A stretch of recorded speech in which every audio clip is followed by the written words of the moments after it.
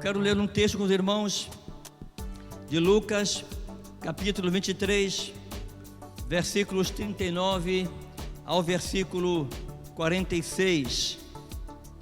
Evangelho segundo Lucas, capítulo 23, versículos 39 ao versículo 46. E um dos malfeitores que estavam pendurados blasfemava dele, dizendo: se tu és o Cristo, salva-te a ti mesmo e a nós.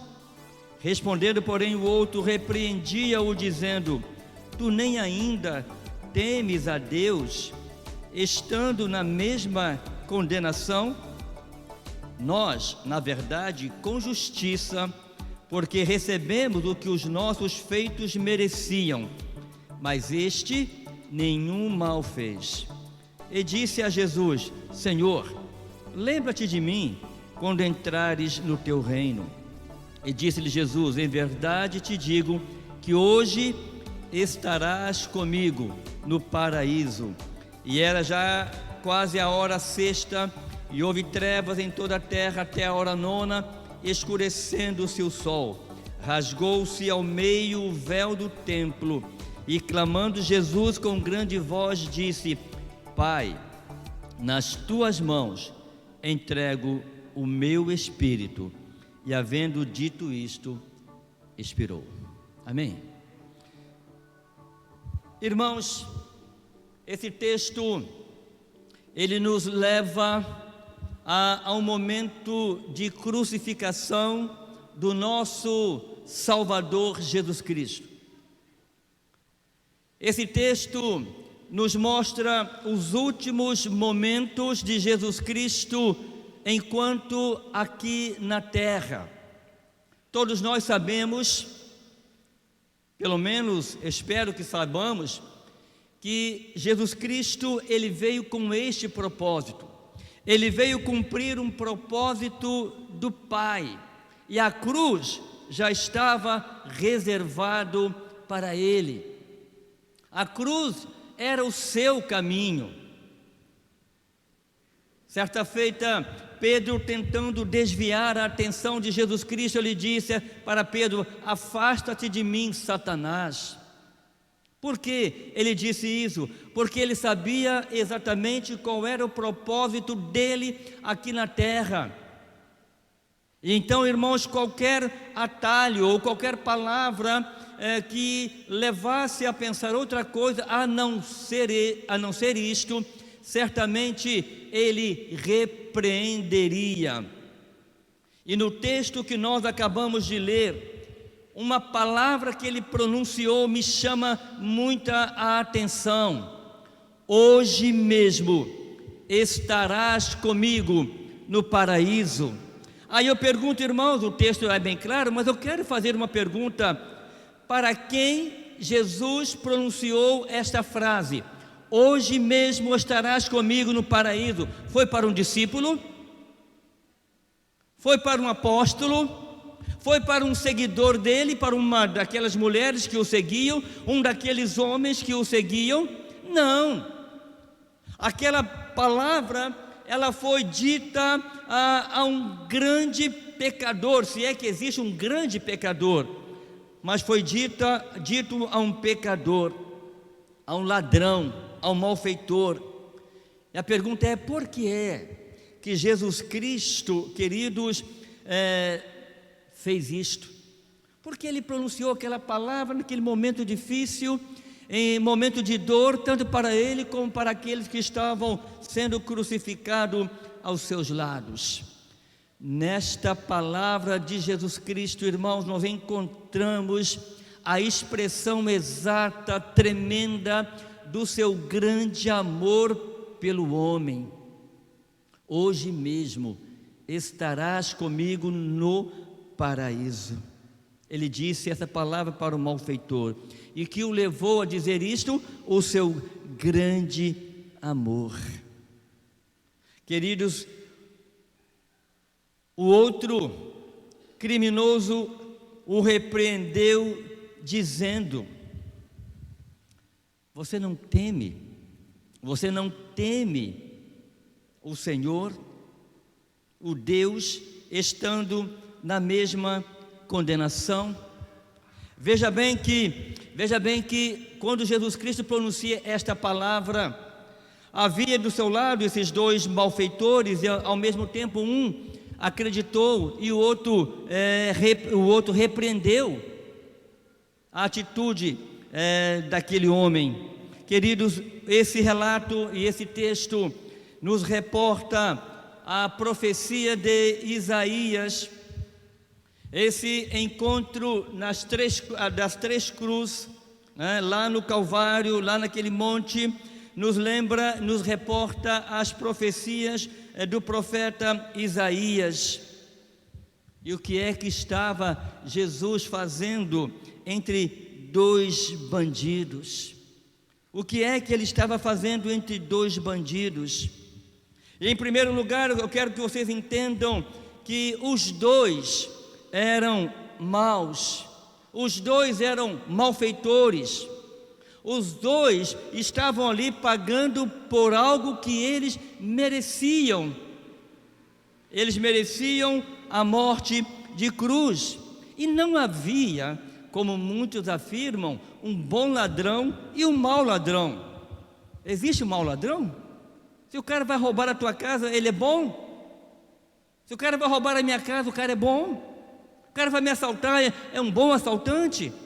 Não. Então os dois, tanto um como o outro, eram ladrões, eram malfeitores, eram salteadores, eram pessoas que perturbavam a lei. Mateus capítulo 27, versos 41 a 44, ele relata que a princípio até mesmo o ladrão que acabou defendendo Jesus, lá no começo da crucificação, também o atacava. Querem ver? E da mesma maneira, os príncipes dos sacerdotes, os escribas e os anciãos e os fariseus escarneciam de Jesus naquela cruz, dizendo: olha, você está nessa cruz, salvou a tantos, quantas pessoas você salvou, e não consegue salvar-te a ti mesmo? Se és o rei de Israel, desça daí agora. Aí nós creremos que você realmente é o rei de Israel, é o filho de Deus que você diz ser. Confiou em Deus? Continuava escarnecendo. Livre-o agora, se o ama, porque disse: sou filho de Deus. E ao mesmo tempo lhe lançaram também em rosto, aí que entra os dois salteadores, os dois ladrões. Ao mesmo tempo lhe lançaram também em rosto os salteadores, que com eles estavam crucificados. Então percebam que só depois de algum tempo um deles entendeu ao lado de quem ele estava sendo crucificado, porque até então eles, segundo o versículo 44 de Mateus 27, eles estavam também zombando de Jesus, assim como os escribas, os sacerdotes, os príncipes, os anciãos, os fariseus e quem sabe também os saduceus, os zelosos e tantos quantos estavam ali naquele espetáculo de horror. Mas, queridos irmãos, tudo isso aconteceu, como eu disse, para cumprir a profecia de Isaías no versículo 12, capítulo 53, que diz: e ele foi crucificado entre os transgressores, pois ele carregou o pecado de muitos e intercedeu pelos transgressores. Como eu disse, irmãos, aqui está estampado na expressão de Jesus o seu tremendo amor pela humanidade. E por quê? Porque Jesus, irmãos, no meio daquele sofrimento de tanta dor, ele profere aquelas palavras, ele dá aquela palavra, uma mensagem àqueles homens, mensagem de esperança. Segundo o texto que nós lemos, um dos salteadores mudou de ideia e recebeu esta palavra de esperança inigualável. Mas tem algumas coisas que precisamos entender que está atrás da declaração deste homem.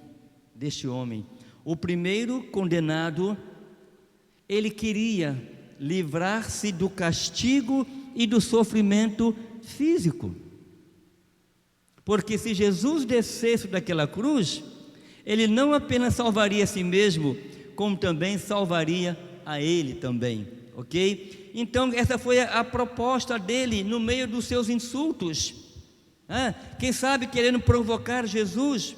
Os seus insultos eram ao mesmo tempo uma tentação para que Jesus mostrasse o seu poder e descesse daquela cruz de uma maneira espetacular, para calar a boca de todos aqueles que estavam escarnecendo dele. E eu igualo essa tentação da cruz igual a tentação de Satanás lançou sobre Jesus no deserto: se és mesmo o Filho de Deus, pula daqui de cima, porque aos teus anjos você dará ordem e eles virão te socorrer. Isso seria impossível para Jesus? Claro que não. Ele descer daquela cruz e descer ali ileso seria alguma coisa difícil para Jesus? Claro que não. Jesus poderia fazer isto, mas ele não estaria cumprindo o propósito do seu Pai, com o qual ele veio ao mundo. Então aquela palavra do ladrão lá na cruz, nós podemos igualá-la à mesma tentação de Satanás a Jesus, para que ele pudesse descer, salvar-se a si mesmo e salvá-lo também, já que ele acreditava que ele poderia fazer isto. Mas ao mesmo tempo, queridos, ele colocava em dúvida o poder de Jesus. Por quê? Porque ele não queria ficar de fora se aquele poder se manifestasse. Se tu és o Cristo, salva-te a ti mesmo e a nós também. Olha aí, no plural, né? Salva-te a ti mesmo e a nós também. Isso foi a palavra de um dos salteadores, de um dos ladrões. Queridos, a expressão do outro ladrão repreendendo, dizendo: tu nem ainda temes a Deus, nos deixa bem claro que ele não temia a Deus. O segundo ladrão o acusa corretamente de não temer a Deus. Ele não o acusa de não crer em Deus. Ele não o acusa, vou repetir, de não crer em Deus, mas de não temer a Deus. Duas coisas, né? São duas coisas completamente diferentes: crer em Deus e temer em Deus. Muitos creem que Deus existe, mas muitos não temem a esse Deus. Hoje eu estava ouvindo uma mensagem, depois que eu saí do culto pela manhã, lá em casa, de um pastor que eu gosto muito de ouvir, e ele dizendo: dentro das nossas igrejas há muita gente que crê em Deus, mas não temem a Deus. Vivem uma vida sem nenhum temor, vivem uma vida dizendo-se cristãos sem ao menos temer a Deus na sua vida. Aquele homem lá na cruz do Calvário, ele foi repreendido porque ele não temia a Deus, mas com certeza ele cria no Deus. Então são coisas diferentes. Crer em Deus, até o diabo crê e treme, mas temer a Deus é completamente diferente. Tantas pessoas que creem em Deus, mas não colocam a sua vida no temor de Deus. Um outro fator que eu queria destacar aqui nessa noite é que ele não reconhecia a justiça da punição que o levou à crucificação.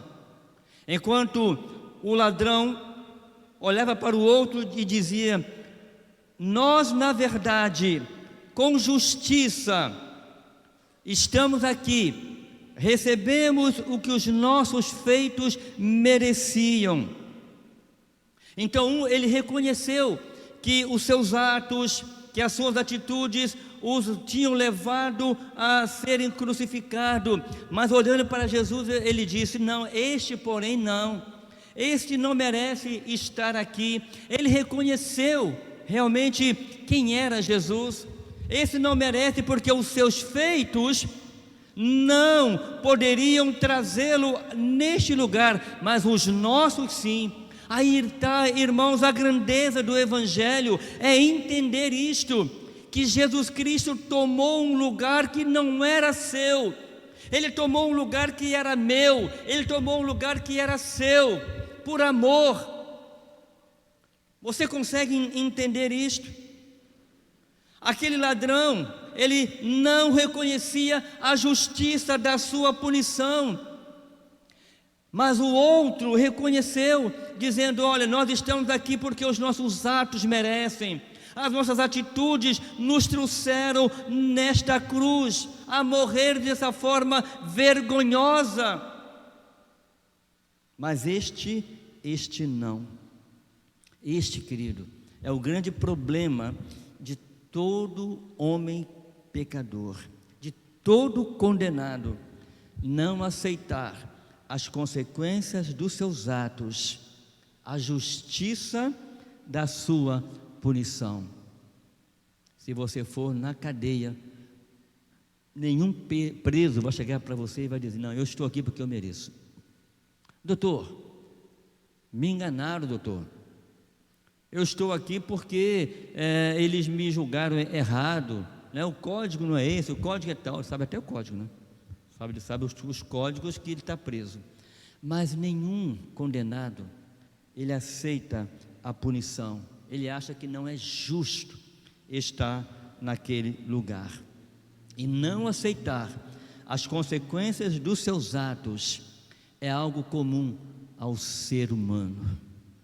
Irmãos, existe o amor de Deus que inunda o nosso ser, mas ao mesmo tempo existe a justiça de Deus que é exercida na vida de todo ser humano.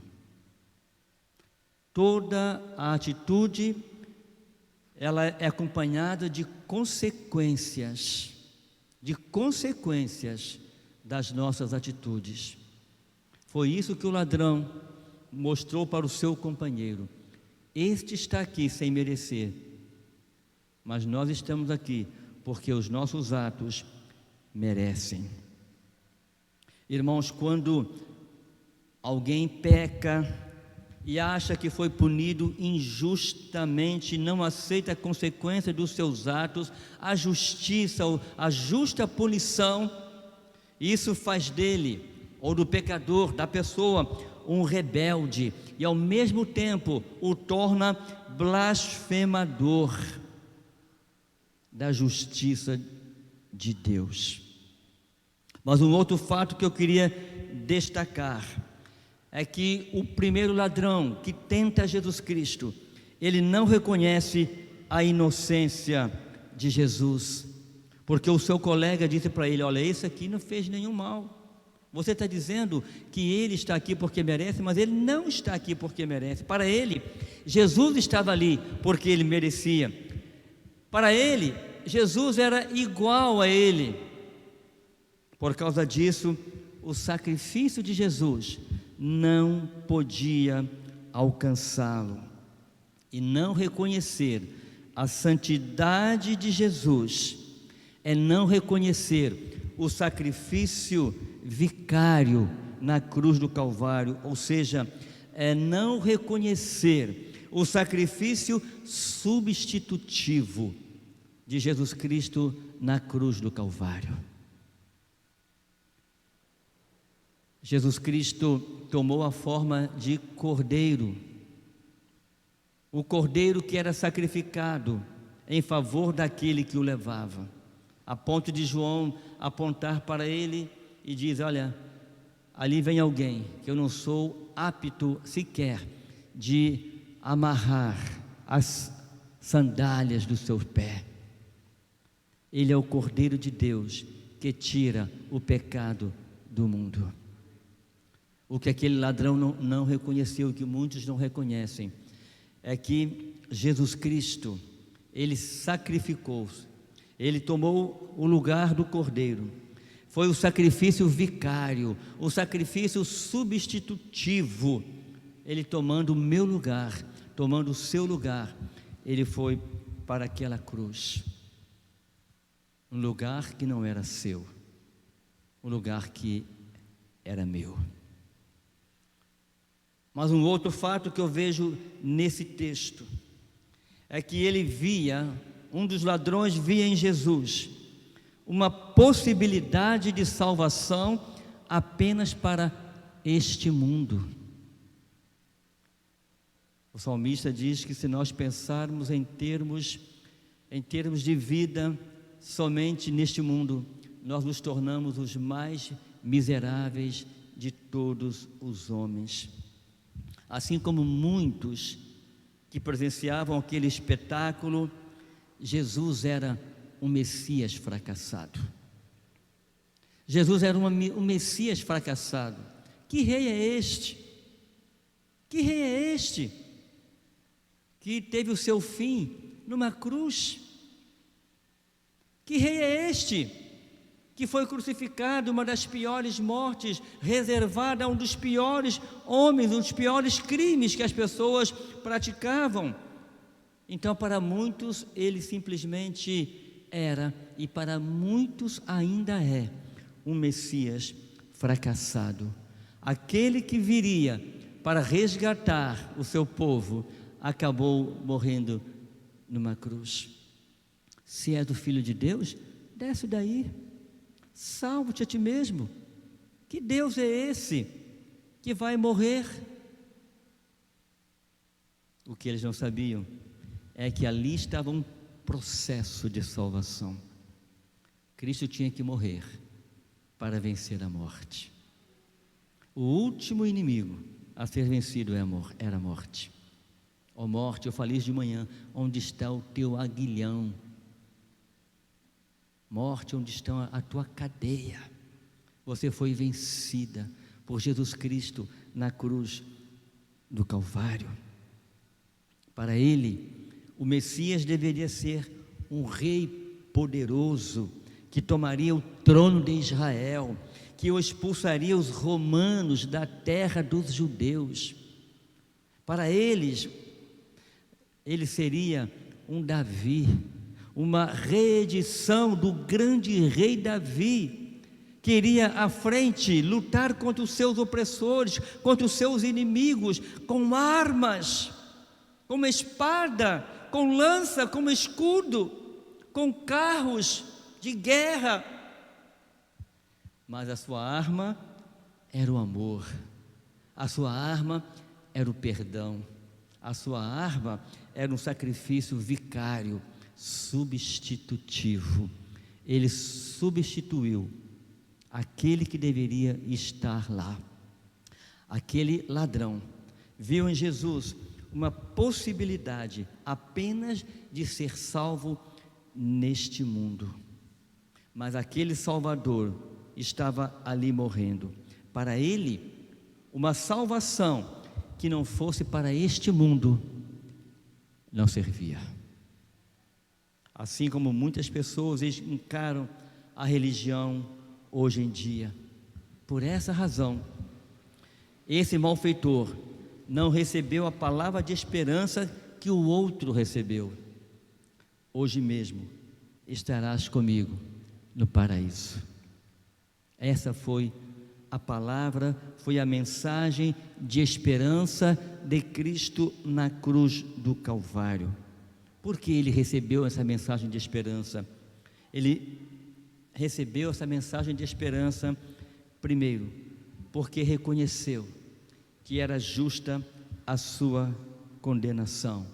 Nós estamos aqui porque os nossos atos nos fizeram merecer. ele agiu com humildade. Ele agiu com humildade. Ele reconheceu que ele era pecador. Ele reconheceu que ele mereceu aquele castigo.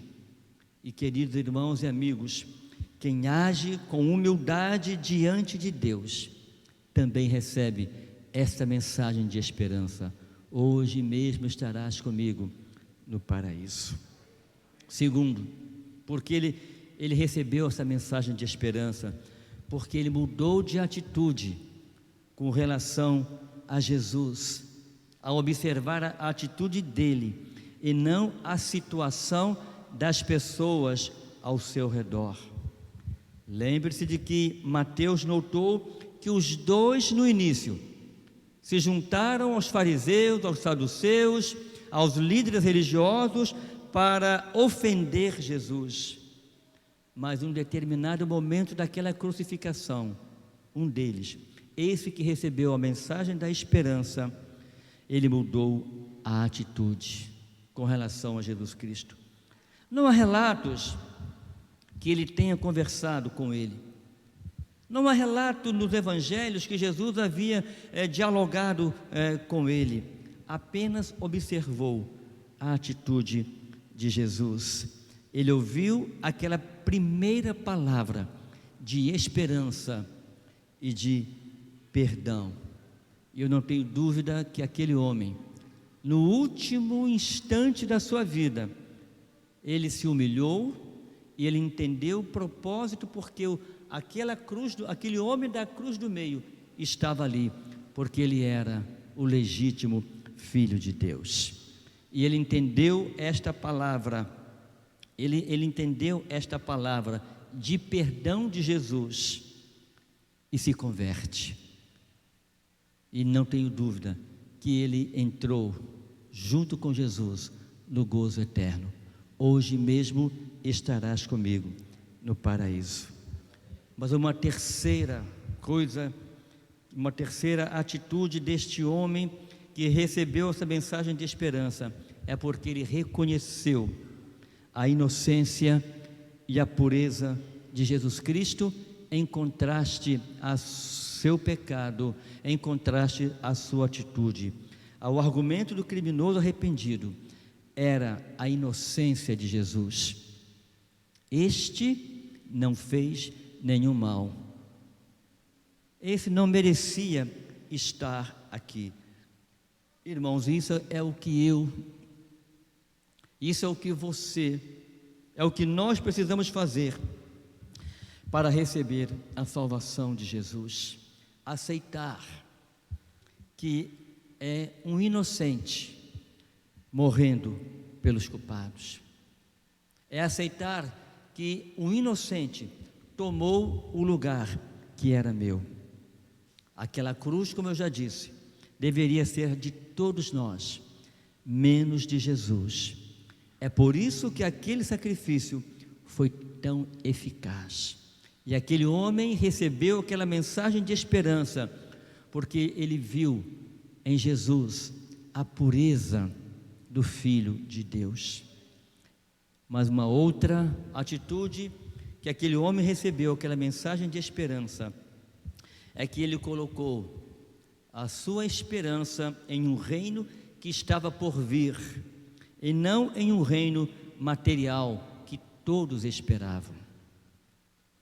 É impressionante ver que aquele criminoso entendeu algo que muitos dos discípulos de Jesus ainda não haviam entendido: que o reino de Deus não era secular, mas era um reino espiritual. É claro que ele não esperava que Jesus iria sobreviver à crucificação e ainda levá-lo com ele para o seu reino.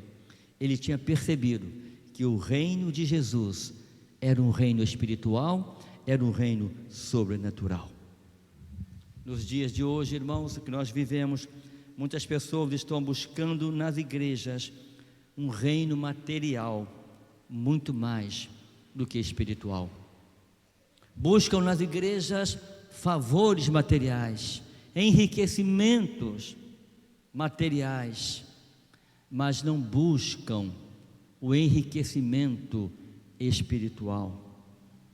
Pessoas que estão buscando apenas isto e não crescer na graça, no conhecimento de Jesus Cristo e entender que o reino de Jesus Cristo não é comida, não é bebida, não é riqueza, mas é um reino espiritual.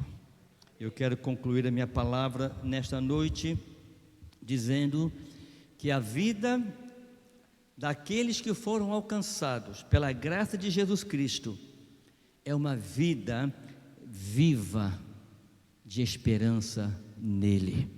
Esperança em termos bíblicos não é algo que se deseja que aconteça, mas é algo que se está numa expectativa de que irá acontecer. Não é isso que diz Jeremias? Bom é ter esperança e aguardar em silêncio a salvação que vem do Senhor. Lendo ainda Hebreus capítulo 12, os 3 primeiros versículos, resume bem essa esperança da salvação, que diz o seguinte: portanto nós, pois que estamos rodeados de uma tão grande nuvem de testemunhas, deixemos todo embaraço e o pecado que tão de perto nos rodeia e corramos com paciência a carreira que nos está proposta, olhando para Jesus, autor e consumador da fé, o qual, pelo gozo que lhe estava proposto, suportou a cruz, desprezando a afronta, assentou-se à direita do trono de Deus. Considerai, pois, aquele que suportou tais contradições dos pecadores contra si mesmo, para que não enfraqueçais, desfalecendo nos vossos ânimos. Amém? Irmãos, não se esqueçam de uma coisa: nós estamos rodeados de uma nuvem de testemunhas, pessoas que testemunham a nossa vida. E o escritor de Hebreus diz então: meu irmão, membro da PIB em Carapebus, meu irmão que é membro de outra igreja que seja, pense nisto, deixe de lado todo embaraço. Há muita gente embaraçada com tantas coisas que não conseguem seguir a Cristo. Há gente embaraçada com tantas falcatruas, com tantas coisas erradas, que elas não conseguem se permitir ser libertas. Então, a palavra de Deus diz: deixe de lado o embaraço e o pecado que tão de perto nos rodeiam, e largue isso de lado e vamos correr a nossa corrida que nos está proposta, que devemos correr com paciência, devemos correr olhando para a cruz de Cristo, olhando para Jesus, que é o autor e aquele que consumou a fé, o qual o gozo que lhe estava proposto, irmãos, ele suportou a cruz por mim, ele suportou a cruz por você. Então por que ficar aí, por que ficarmos todos embaraçados? Considerar isto: ele suportou aflições, ele suportou contradições, ele suportou afrontas, ele suportou uma coroa de espinho, ele suportou cusparada no rosto, para que eu pudesse ter vida, para que você pudesse ter vida e uma vida abundante. Precisamos mudar o rumo da nossa história, irmãos, sairmos da mediocridade e viver uma vida de excelência na presença do Senhor. Pararmos de fingir que somos crentes, tementes a Deus, quando na verdade apenas cremos em Deus. Fazer valer a pena o sacrifício de Jesus Cristo na cruz do Calvário. Fazer como aquele ladrão que reconheceu o seu pecado. Fazer como aquele ladrão que reconheceu e humilhou-se diante de Deus. E ele entendeu que aquele lugar não era de Jesus, mas era dele também, como era meu, como era seu também. Ele recebeu essa mensagem de esperança: hoje mesmo estarás comigo no paraíso. Ele suportou a cruz que era minha, ele suportou a cruz que era sua, ele não levou em consideração as afrontas, e ele assentou-se à direita. E sentar-se à direita significa sentar-se em lugar de destaque, ao lado do Pai. Considerai então isto, irmãos.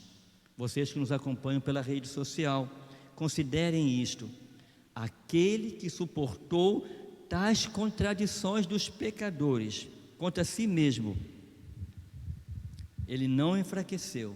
Ele não quer que você enfraqueça, que eu enfraqueça e eu me desfaleça nos meus ânimos, ou seja, que eu fique desanimados. Na vida teremos aflições, sim, quem não as tem? Mas o Senhor nos garantiu: ter de bom ânimo, porque eu venci o mundo.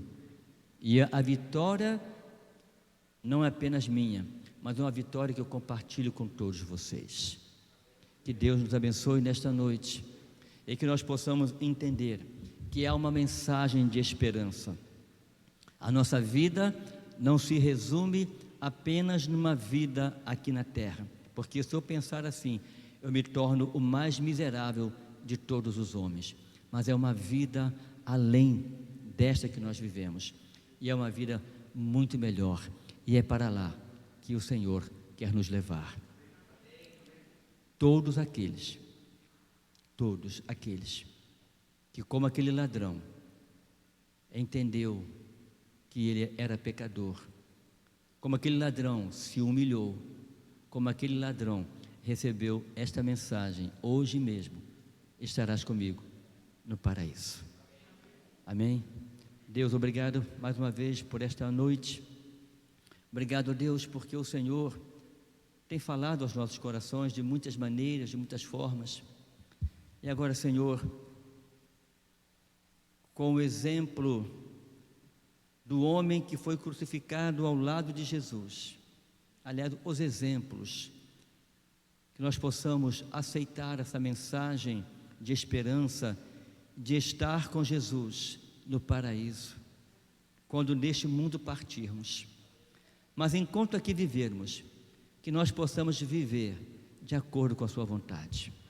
Ó Senhor, se alguém está afastado da tua presença, da comunhão da tua igreja, ó Deus, que o Senhor restabeleça, ó, novamente, Senhor, esta comunhão, este elo que se rompeu. Mas se ainda pessoas que nos assistem nessa noite ainda não entregaram sua vida para o Senhor, que nessa noite eles possam fazer essa declaração: Senhor, lembra-te de mim, lembra-te de mim. Ó Pai, perdoa os nossos pecados, mudou a nossa história, para que possamos entender que o seu desejo e que a tua mensagem continua sendo a mesma mensagem de esperança dada àquele salteador. Não importa a minha condição, o que importa é a minha atitude. Ó Deus, toca em nossas vidas, toca na vida, Senhor, daqueles que estão conosco nesta noite, para que eles não retardem essa decisão de te seguir, que não deixem para a última hora, Senhor, mas que eles possam te seguir todos os dias da sua vida e entregar ao Senhor, ó Pai, a sua vida e receber essa mensagem: hoje mesmo estarás comigo no paraíso. Que o Senhor nos abençoe, em nome de Jesus. Amém.